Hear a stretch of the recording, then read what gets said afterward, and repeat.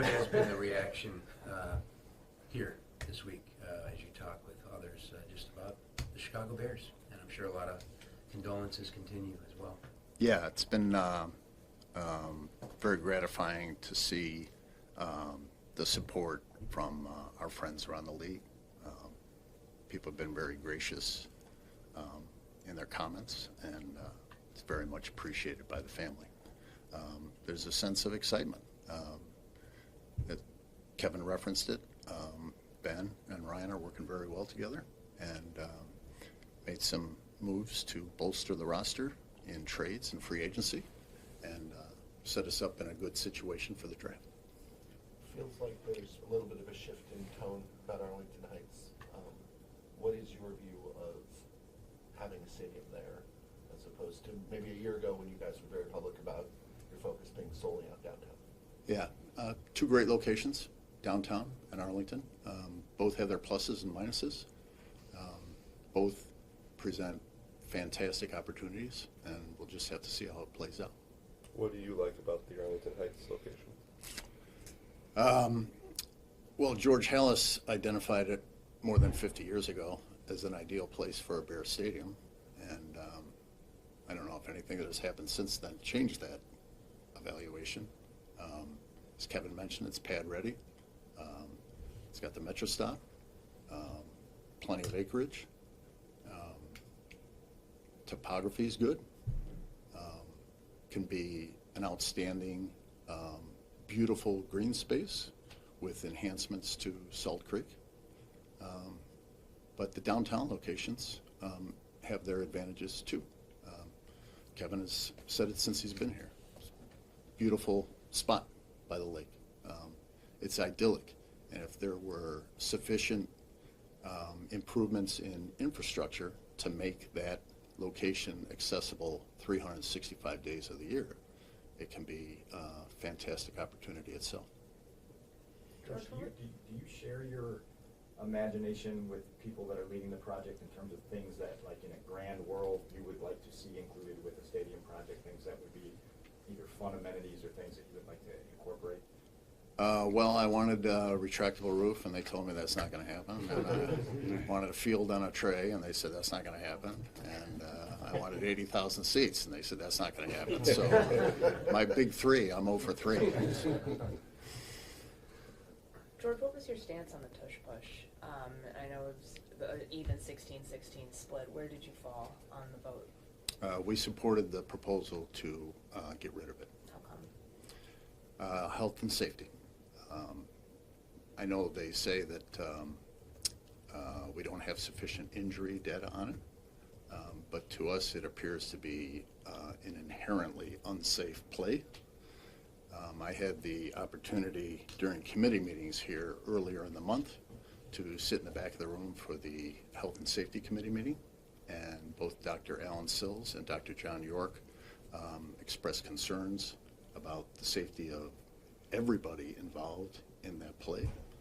And for decades there was a rule on the books making it illegal to push the runner, and it went away in 2004, and I always wondered why that happened.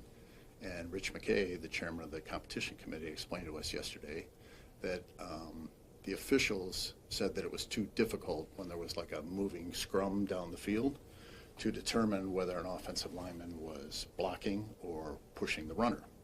So they took it out, which led to the push play. From what I understand yesterday, the discussion about the push play is going to lead to a broader examination of whether that general rule should be brought back. And again, we think it would be an enhancement to the game to make it safer for the players. Did you deliver any sort of message at any point, just about kind of like did you have that opportunity to your personal view on it? Yeah, they have an open mic situation, and we spoke in support of banning the play. And supported the Green Bay Packers. I asked the membership not to let that get out, that I had supported a proposal of Team Voldemort. Yeah. George, you mentioned the energy that has been created within the team over these last several months. How do you contrast the vibes, the outlook that you have of present day now here in April to what it was Thanksgiving weekend when you were obviously on deer with the organization? Well, I think Coach Johnson said it very well. The past is in the past. We're looking forward now. We're moving forward.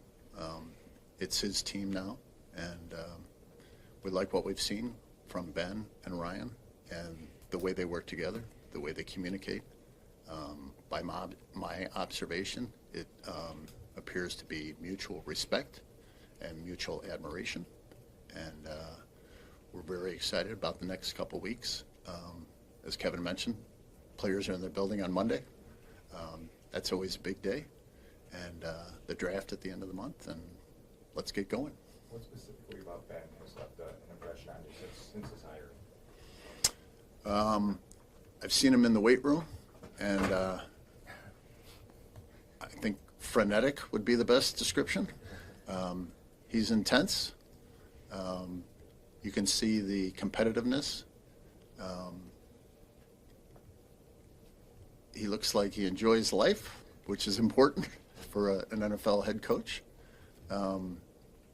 And his resume speaks for itself. So we're very excited about everything he brings to Chicago. What excites you most about the players that have been brought in, free agency and through the trades? Well, I'm a disciple of Jim Finks. I like the big guys. So strengthening the offensive line and the defensive line, I think is great for any team. I hope I'm being delicate with this question. There's no need to be delicate. With your mother's passing, I think there were questions about how the shares were. She was the principal owner. Could you provide some clarity on, I guess, what's next, the succession plan, or I don't know if the succession plan is the right way to put it, but the ownership of the team? Okay. We've said for many years that we intend to own the Bears for as long as possible. Another 100 years would be great. She set it up for us to accomplish that. She gave us the playbook. She coached us up.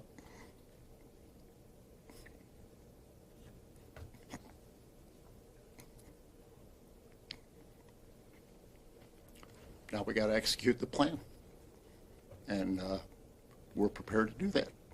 We got to stick together. So, thank you.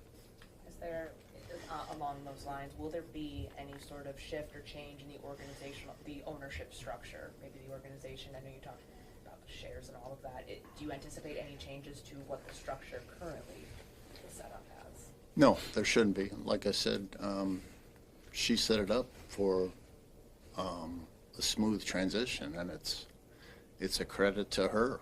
I mean, we hear from, well, in law school I heard stories about people who just couldn't contemplate their mortality, and as a result it created a lot of confusion and problems for the family. And she had the foresight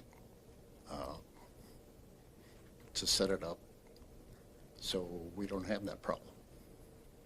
George, to that end, how as a family, how as an ownership group have you guys balanced the forward-looking strategy of what's best for the franchise going forward with obviously the reflections on the family legacy and something that's been part of your family for 105 years? Yeah, well, George House was an innovator. I think that's one of the biggest elements of his legacy. So, we want to be striving to improve all the time, to move the franchise forward, to bring championships to Chicago.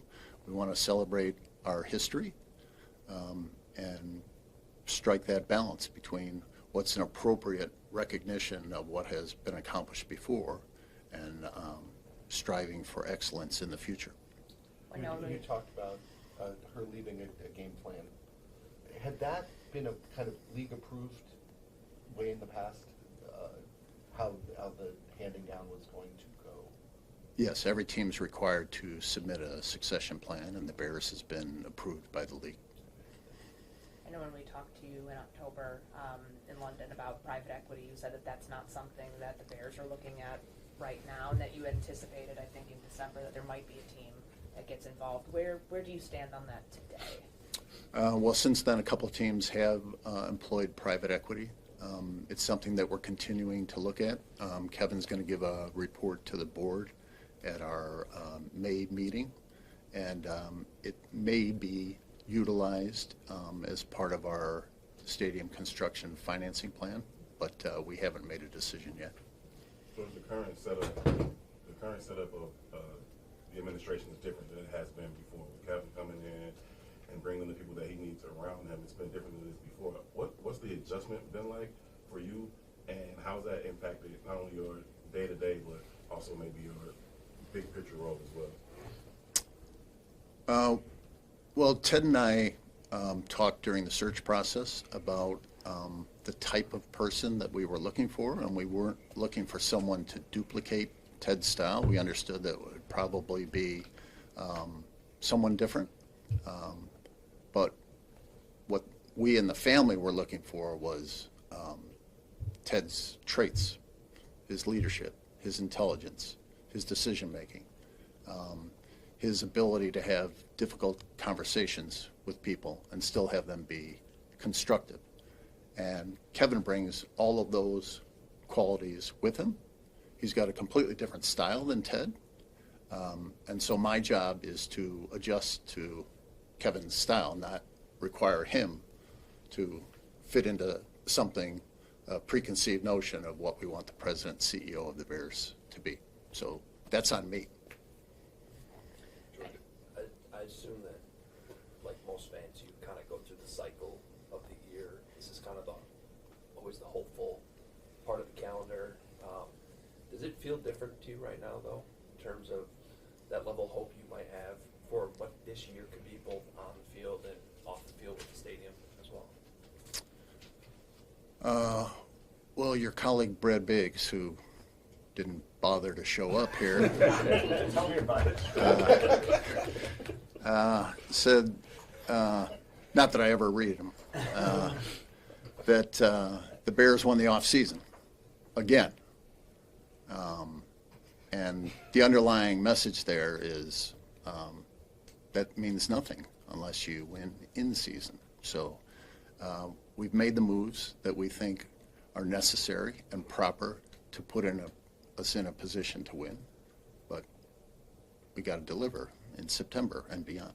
So are you on the record saying Brad Biggs was correct in his? Well, much like Mark Murphy, I wouldn't want that to get out. I know there have been some federal programs that have been put in place to repeal diversity, inclusion, equity, a lot of programs that have been even affecting private companies, and you've been a big proponent of all of those things in the NFL. Do you worry about where the government stands right now and just kind of how that could potentially affect diversity in the NFL and the programs that the league has in place currently? No, the commissioner, I thought, said it very well a couple weeks ago that the NFL remains committed to its diversity efforts, and the Bears remain committed to our diversity efforts. Not to take Pat Finley's question from him, but it seems like there's an extra uniform that the Bears could, or any teams can use this year that got increased to 4 variety uniforms. Yeah, so they changed the rules slightly that the combination of your classic uniform and your alternate uniform can be worn one additional time, so it's 4 times over the course of the season. Any thoughts on how that impacts the Bears for next year? No, I got to sit down with T-Med and we'll figure it out.